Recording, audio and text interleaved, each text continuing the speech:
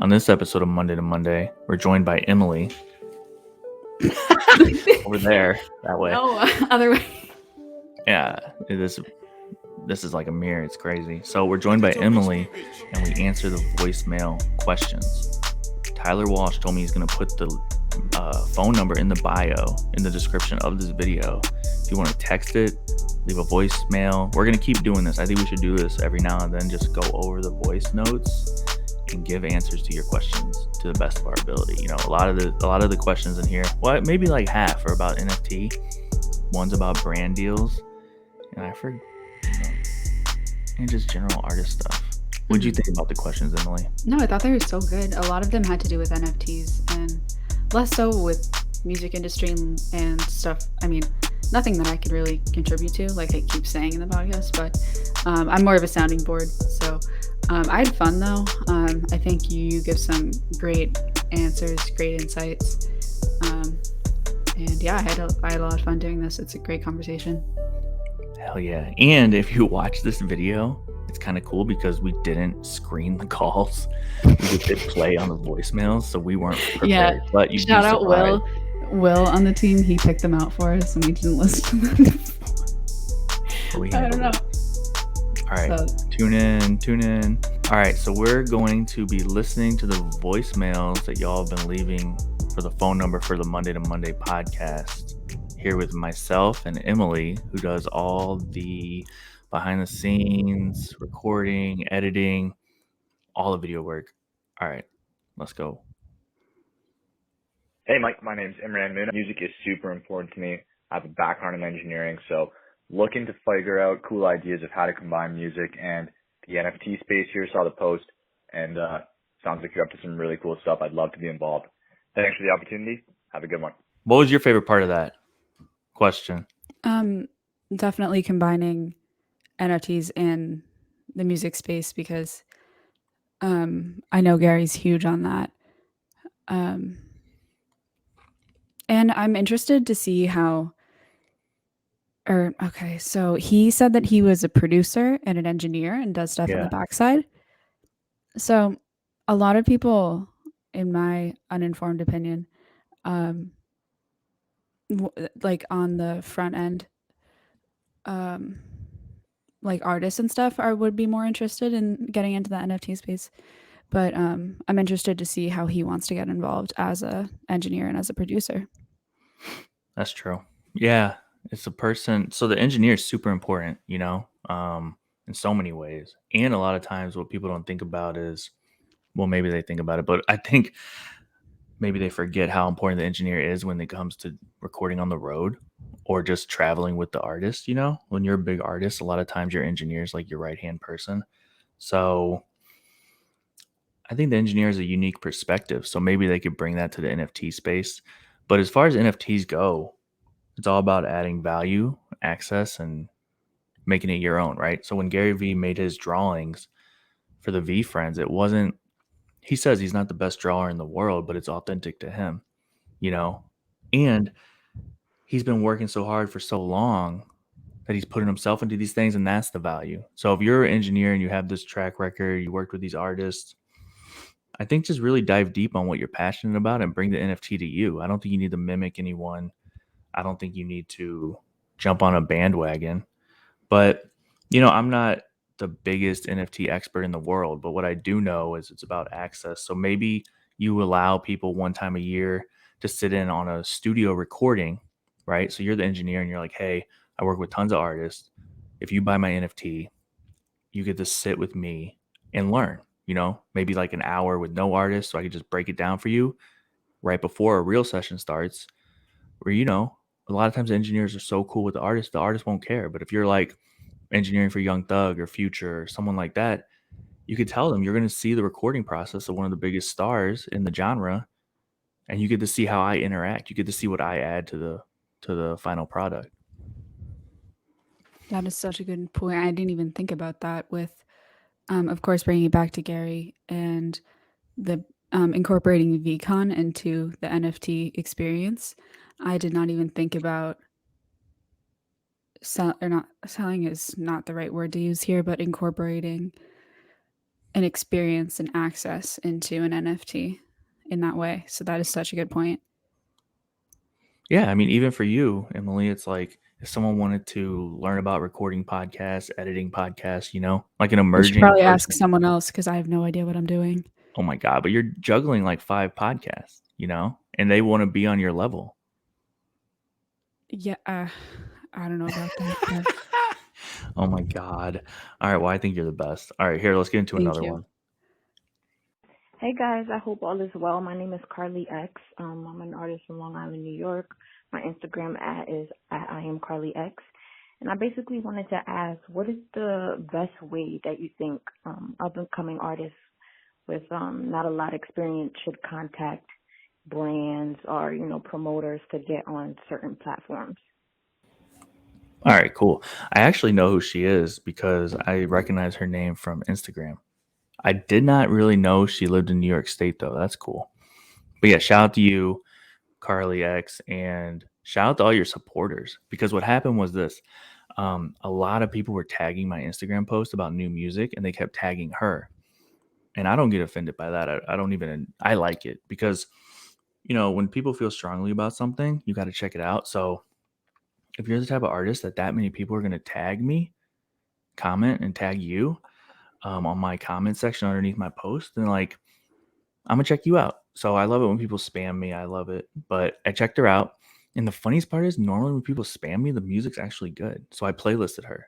So shout out to her and everyone around her. But yeah, when you want to get in with brands, like I do that all the time on the agency side. I connect artists with brands. So we just look for authentic connections.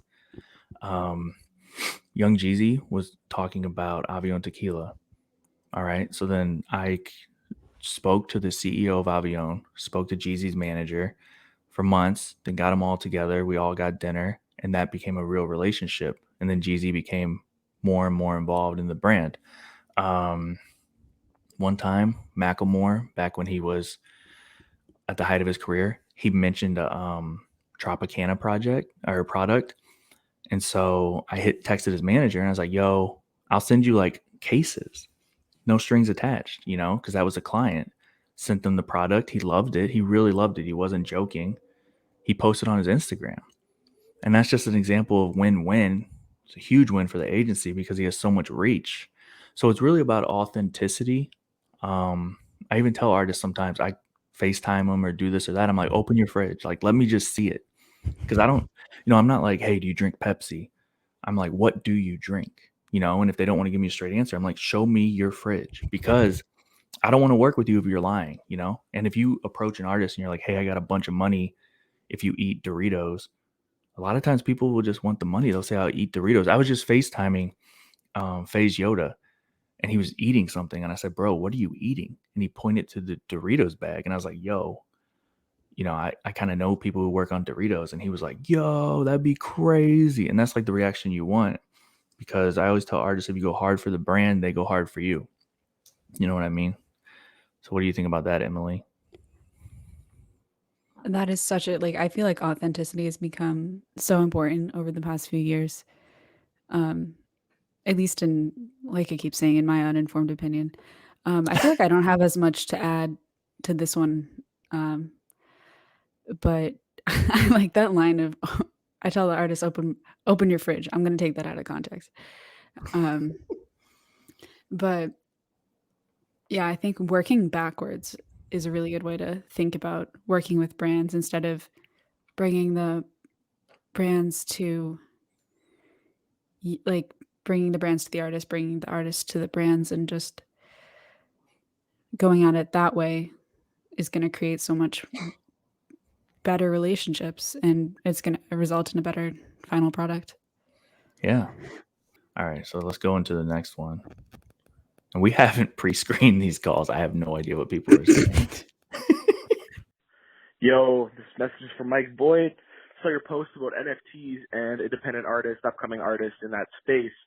Now, I have an artist I'm working with. We're creating an NFT project that's going to include 1% share of both the composition and the master of that song for an upcoming artist that is building a tremendous buzz online. And we would like to share this idea with you and the concept. You can see me on Instagram at Music Manager Matt. All right, we're probably gonna have to bleep out his email, but all right, he said his name was Matt. So, all right, I think it's cool. I think it's really cool when you let people invest in you, right? And a lot of people who are in the NFT space, they want to invest what they believe in. So, if your followers are into NFTs and they believe in you, let them invest, and then they could trade it later, put their money where their mouth is. They'll go harder for you because they own part of you. Basically, they own part of that song. So I tell people sometimes it's like Jay-Z bought an NFT, right? And everyone freaked out. But one part of that is there's a limited number of NFTs. So some people want to buy the same NFT because then they could tell their friends, their kids, their grandkids, whatever, I own a piece of art that's also owned by Jay-Z or Gary Vee or whoever. You know what I mean? It's like you're part of a special club. So, your day one fans, think about it like this. If Kendrick Lamar did NFTs for part of Section 80 when he was coming up, that was a big project for him. And then now, 2021, you still owned a little piece of that and you had like a certification on the wall. Like my guy, Zhang, he owns a stock or whatever, part of the Green Bay Packers. They let people buy stocks or something like that. He puts it on his wall because he's so proud. So like, certification of authentication or whatever. I just think people buying part of you, part of your music, supporting you, not buying part of you, but you know what I'm saying? And then they're just going to spread the word. And it's a cool way to raise money and give back. I think you always got to be thinking win-win. So it's like you could do a GoFundMe and say, hey, just give me money. Or you could say, hey, buy this NFT, you get XYZ. And don't just stop at, revenue. Freaking say, hey, for one of you people who buy the NFT, I'm going to bring a check to your door. You know what I mean? Like once a month, I'm going to pick one person out of the 100 NFTs and I'm going to show up at your front door with a check. And then we're going to read a book. You know what I mean? We're going to play the piano. You know what I'm saying? What do you think Not about like that, we're gonna Emily? not like we're gonna go like get a drink or something. Like, oh, we're gonna go read a book. Like, Oh, that's even better. Get a drink if you drink. yeah, I don't know. Just read a book. I don't know. I it's kind of like sports cards for music artists. It's like you can kind of buy in when they're rookies and become be behind them and hope that they blow up and hope that their value goes up. I don't know. What do you think about that? I love that. Yeah, that's how I explain NFTs to people sometimes. You want to collect them all like Pokemon. You know what I'm saying? Like sports cards, like you said, it's like it's a hobby for some people. Some people have real money and they're just like, hey, I believe in you. I want to see you win. I'll put my money where my mouth is and I'm going to get a piece of it if I'm right. Exactly. Which I'm not behind it. Like, I'm speaking from a place of not a person that is not a sports card person at all, but coming from 1:37 p.m., which is a big sports cards, card talk, Gary Vee, sports cards, all that stuff. I have been exposed to it enough to know that that's how it works. Yeah. I mean, it's also like a hobby, it's an expensive hobby, but, some people collect rocks. You know what I'm saying? Like whatever you like, collect it, stack it to the ceiling. All right. Let's do one more. Hopefully this is a good one. Like I said, we didn't prepare for this. All right. Boyd, what up? This is Kosher Dills. All right, check it. So last week I had a video rapping outside in a pouring rainstorm with Fat Joe that got 9 million views. Fast forward 4 days later, I bought a ticket on my own dime to go watch a Fat Joe show in Colorado. He sees me in the crowd, pulls me backstage, puts me on stage. Rest is history. I kill it. I go to NFT week and I'm trying to mint the moment and make the $20 that Fat Joe gave me 20 ETH. How do I flip this? How do I build a buzz around it? How do we mint that whole story? And fact is, I wore Gary Vee sneakers, positivity and optimism in it, the probably dirtiest pair ever in history. Rapperfriends@gmail.com, 732-742-6469. I want to make this into an NFT, and I've been doing pop-up Renegade shows Beeple already knows about it. He saw me perform at the Metaverse party. So Metaverse party, I'm like, I'm really thinking I got some legs here, and I want to be a street performer that buys a house off an NFT outside the garden, and meaning you don't have to do it, and the video's still counting, and documentaries have already been coming out on this on Unilad. Uh, the buzz just keeps going, man. So this is the next step for it to enter this video, this minting the moment in the NFT space. Let me know what's up. So what do you think about that, Emily? Wow, there was so much going on in there. Kosha Dills is a friend of like 137 and Gary and the whole Vaynerverse.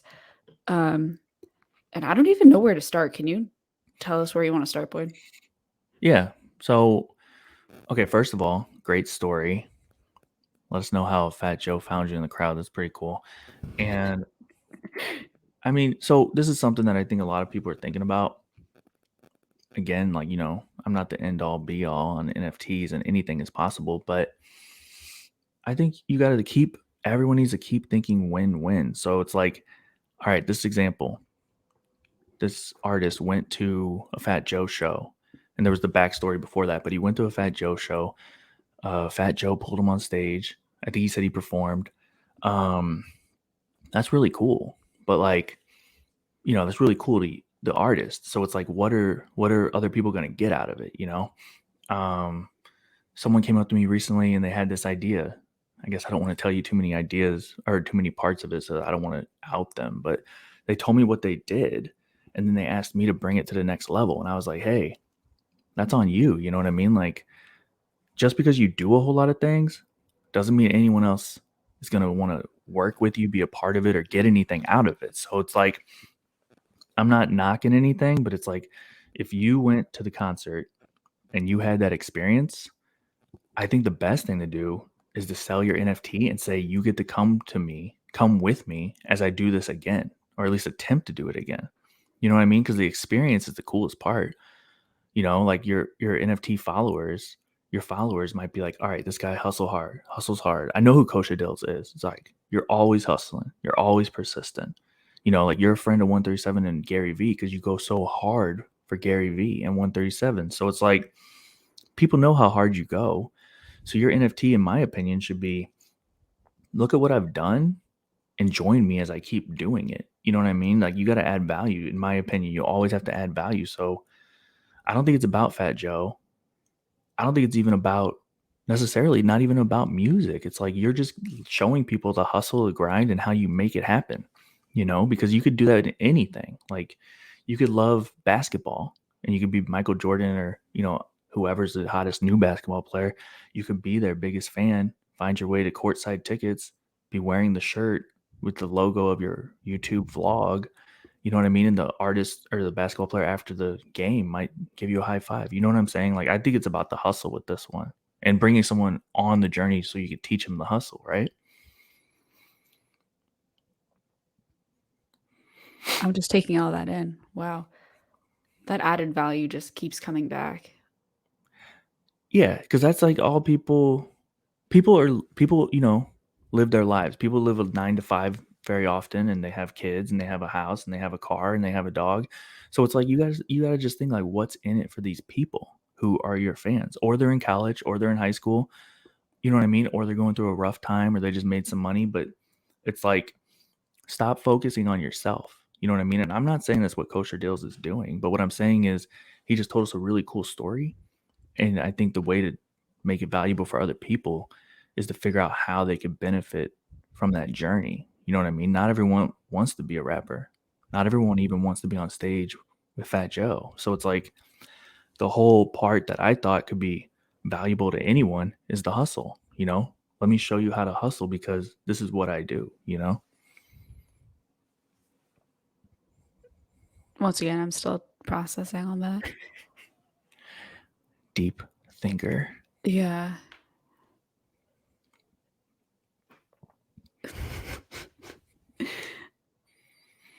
We Okay, could I'm edit probably this with a little bubble above your head and then, like, all the wheels turning. yeah. I don't even know what I want to say next. Well, okay, so if Kosher Dills dropped this NFT, would you buy it? I would have to learn more about it. And I I think don't. that's the whole point. Yeah, I Is don't like, know yeah, enough right now. yeah, that's the whole point. Is that when people buy something, they want to know about it and they want to have a reason to buy it. Like with Gary V. So he did the courtside Cobra, or maybe it's called something else, but all of his V friends are animals. And with one of them, you get to sit courtside at a Knicks game with Gary. So if you like basketball, if you want a 1 hour conversation with Gary or however long basketball games last, so you're pretty much sitting next to him the whole time. Or if you're like a scalper or a flipper, you buy it because you know people like basketball, people like the Knicks, you think the Knicks are getting hot, you flip it. So my whole point is when you make the NFT, if you're doing it to make money and you're doing it for all those reasons, like you got to keep in mind what people want. Because I just asked Emily, would you buy this? And she said, I need to know more about it. And she heard the story. It's an impressive story, but that's just a story. The story needs to be edited to the buyer. And that's a really cool story for Kosha. Like that is an incredible story. But what value does that bring the buyer? Other Yeah. than, I mean, it does bring entertainment value, but I feel like there's an ability to bring more than that. Yeah. That's the whole, to me, that's the whole thing. Cause it's like, even if it wasn't Kosher Dills, even if it was Kendrick Lamar again, and he's like, hey, look, he's like one of the biggest artists in the world. And he's like, hey, look, this was a big, special moment to my career. Someone might want to buy it. Like a Kosher Dills fan might be like, that was a cool moment in his career. I want to own it. That's You, possible. do you mean But Kendrick or do you mean Kosha? either way, like Okay. with Kosher Dills, that was a big moment in his career being on stage with Fat Joe. He said it was big to him. Kendrick Lamar early on meeting Dr. Dre or something, that's a big moment. And some people might just want to buy it. That's real. People buy it just pictures. People will buy a lot of things. But what I'm saying is if you're trying to put a strategy behind it, you got to be explaining what all the person gets from it and really giving them what they want. Like pay attention to the people following you and what they want. You know what I mean? I read this quote and then I'll throw it back to you, Emily. It said, don't put stuff out there and be like, hey, this is what you need to know, buy it. Instead, be like, hey, I've been listening and I think I know what you want and here it is. You know what I mean? It's like you don't put up a billboard and shove it down people's throat. You put up a billboard and say, hey, I've been reading the YouTube comments and this is what I think you guys want. I'm paying attention. Like I'm trying to meet you guys halfway. I'm trying to be there for you. People aren't just going to buy it for the sake of buying it. I mean, like, yeah, they're going to buy it because they like you and want to support you, but they're not going to buy it just for the sake of buying it. So they're going to want something more out of it. And whether that's entertainment value or an experience, there has to be more there. Yeah, because also you got to keep in mind, people aren't really dumb with their money. Because you know what I'm saying? Like most people have a job, have bills, and they might like your music, but people need to eat, people need to pay rent, people need to like get a hobby, read a book, go on a vacation, you know what I mean? Buy diapers, like people got to do real stuff. So if they're going to take some of that money and give it to the NFT project, you just got to really maximize the value for them. Absolutely. That's such a good point. Yeah, a lot of it goes just back to hard work and giving people something they want. And you know what's funny? One of the last things well, first of all, shout out to Kosher Dills. Like I know we're giving like real criticism and feedback. I never want anyone to feel like Yeah, we're not trying to criticize him at all. Like this is just an example to show where there's more opportunity to grow and be better. yeah. And when I say criticism, I just mean it like details. You know what I mean? Like we're giving you back some of our viewpoints, but like we mess with you, man. Like I put you on the playlist that one time and I saw you shout me out. But you know what I'm saying? It's like we're just trying to help. And we're also Also, just trying to help any listener of the podcast, this is because other Boyd's people can learn podcast, from and that. I'm just here. Don't take anything I'm saying seriously. This is Boyd's podcast. Oh my God. People are listening for opinions. This is a thought starter. That's what I do. When I read a book, when I read a quote, take it for what it is and turn it in your own head. When we talk about NFTs, if you want to listen, but then flip it in your own mind and go off and do your own thing. You know what I mean? Like when I watch Gary Vee videos, I listen to what he's saying, apply it to my own life, and keep it moving. You know what I mean? Like we're And not that's the telling whole you to, point. That's why he puts yeah, it out there. yeah. Don't read a book and just freaking follow every line of the directions. You know what I mean? Like when you're putting together a chair, maybe follow it, or take your own twist and take the risk. You know what I'm saying? Uh, a chair? I'm just trying to be funny. I don't. I feel like you want to follow the directions of the chair. Thanks for checking out this episode of Monday to Monday. We hope you enjoyed it.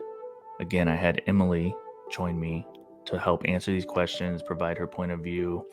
We did our best to give you guys some insight or at least some idea starters.